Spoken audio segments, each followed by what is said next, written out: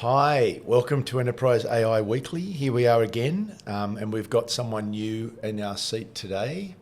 Yeah. Van is here today. Thank you very much, Van, for turning up. Thanks for having me, Doug. Absolutely. So, normally, as everybody should know, what we do is we go through the news and then we have a little bit of a chat with Van about what she's doing in the AI world and what she thinks about in terms of what's important. So, we'll start off.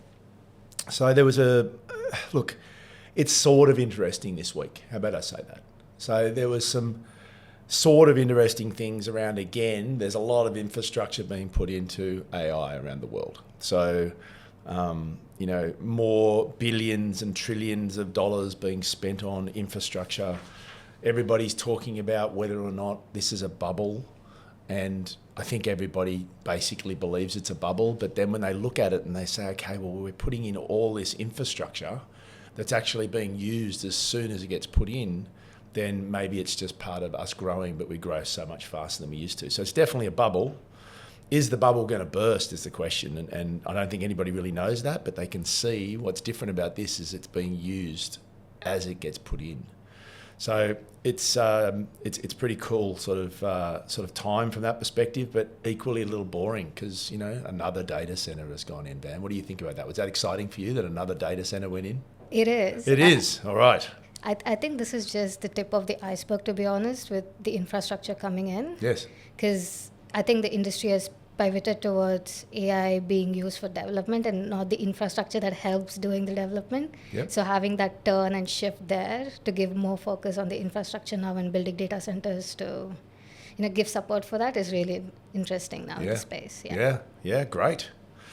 All right, so let's talk about what actually happened rather than just talking about it at a high level. So for a start, something that I did find interesting was GitHub. So GitHub actually came out, and on the back of our briefing, I think this was the most important or the most interesting part. So based on GitHub Octaverse, which is part of their coverage of sort of what's happening in the GitHub world, and for those of you who don't know, GitHub is sort of the center of the world where people store their code globally. I don't exactly know why that happened, but it's what's happened, and we certainly use it. Yep. We use it a lot every day. And most people do that are developing around the world. So that coverage is basically predicted that India's development base will be 57.5, fairly specific, over 57 million people that are developers by 2030, which is staggering to me. It is. It is. It's like it's double. It's over more than double the Australian population. Definitely. And I think now that in recent years that ChatGPT is trying to market their way into the Indian code base there. So I think it's opened up a new market for them to target and get more reachability there as well. Tell me a little bit about that, Van. Like what did you hear about that? So I think ChatGPT has different tiers of how they offer their subscription. Yep. So they've seen that a lot of people, like coders, are from Indian background, and there's a lot of fan base apparently there. So they've kind of given the talking to one right now, is that right? Yes. Sorry, continue. No worries. Please continue. So they've gone with the premium plan, which they're giving it free for every developer in India. So they're trying to break out and create that network effect, so it starts rolling up and getting them into a bigger margin. Very cool. Very cool. All right. So as well as that, we had Department of Energy started doing some stuff. Do you know much about that, Van? Have you seen what's going on there in the US? Not quite interestingly into it, but on a very high level, I've seen nowadays that AI is trying to break through into different industries, and it's not just the technical aspect of it.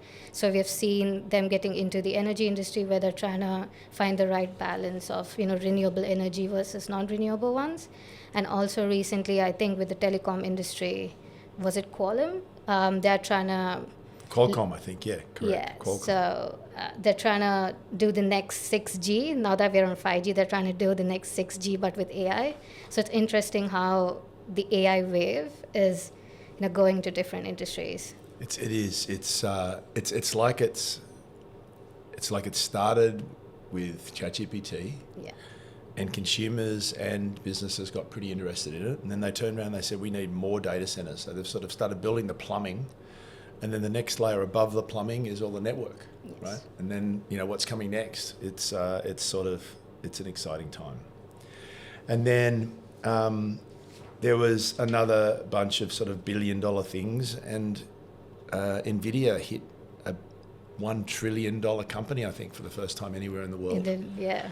Which is, it's at 12 zeros. 12 zeros. It's just, it's hard to sort of get your mind around it, really, isn't it? Like, It is.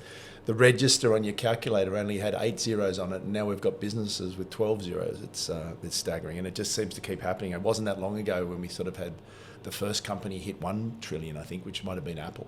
Yeah. And now we're at 5, and it's sort of, anyway. Crazy stuff.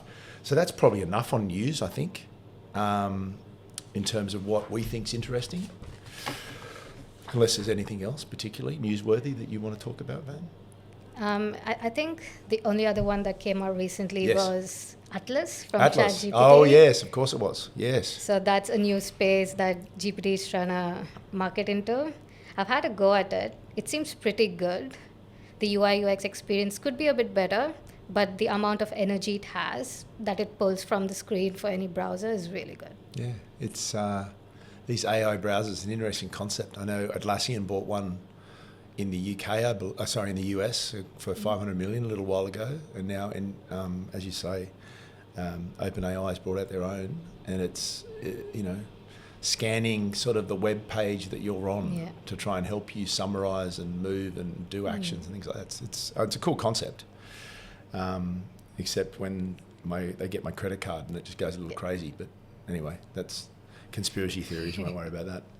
All right, Vance, let's talk about you. So you've been now with Enterprise AI for how long?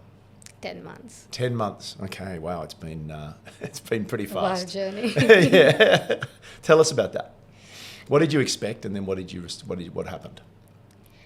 I knew what I was getting myself into because the previous company that I worked in was a startup, and I really loved the hustle and bustle and the dynamic synergy there. So I knew what I was getting myself into with Enterprise AI. And to be honest, like even the first week that I started, I did a lot of things that if I was in another company, I wouldn't do. Yep. It opened up Good things? good things. But yeah, I think the knowledge base that we are in and what we're trying to achieve with our products and just trying to explore and have that learning capacity to take in is really something that, I wake up every day and I'm really excited to come to work. Great. So tell me about, if you can remember that first week, or sort of what are some of the things that you did do that you sort of look back on now and you go, like you just said. Can you give us some examples? I think the first week was looking at Microsoft Copilot, and I think we wanted to migrate away from Copilot and build something that's very egoistic and has all ChatGPT's functionality within it. And I think at that time, Copilot didn't have streaming enabled, so we were looking at what was the best avenues to do it. And I've never been a Copilot user myself, so dipping in, researching, and seeing different ways of how we can conquer that was kind of interesting. But also then following the next few months, building an in-house chatbot from scratch was really interesting, which I've never done. So now I can proudly say that I built a chatbot from scratch, which is fun. Which is cool, yeah. All right, so that was first week. So tell me about this last week. So what did you do this week that sort of was fun? You went out to a client site, you're a forward engineer. Tell us a little bit about that. So I think one of my favorite roles here, even though I'm a developer, I get to even do the client side of things, which gets me to dip into business side as well.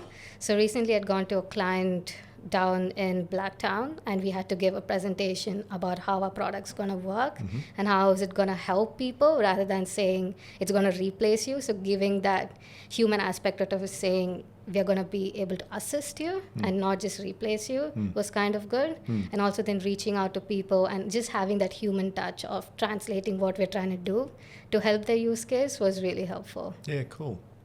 Yeah, look, it is. It's something we talk about. We've spoken a bit about on this podcast with others in the team, whereby we do believe that AI, certainly for the next foreseeable future, is something that we want to augment people's jobs, not replace them necessarily. There'll always be people that get replaced, and like in any situation, that don't want to move to the next stage of what their job requires. But but we want to really focus on trying to help people that are in those jobs. So, yeah, it's fun times. It is. Van, what else is sort of that you think about in the future that's going to be sort of really important, do you think, about what we do and how we work and things like that? Like, tell me a little bit about development process and stuff like that. What's changed? I think given that we are a startup, we always work really fast and requirements change like every 10 minutes and it's not just days. So it's just having that adaptability and, kind of being able to multitask in a way and also give the attention and the context that you need is kind of helpful. So over the last week, we've had requirements coming in which has kind of shattered the way that we've been working. So it's just picking up those pieces, seeing what's the best way to deliver the 80-20 balance that we always talk about and just strive towards delivering it. Yeah, cool. So there was one more thing that I was thinking about when you're talking about that and sort of change or difference in your role as a developer and somebody that's sort of what's called somewhat a forward engineer or working with a business at the same time in our clients. And that's quality assurance. And it's something that we're moving and trying to change at the moment. And so the QA team used to be this, I say used to be, it still is in most places, a team that exists that tests the systems. But more and more we're finding that we are trying to use generative AI to actually test that system with greater and lesser success because it does tend to, it wants to make you happy. So even if it doesn't test something, it says, yeah, that was a great piece of code.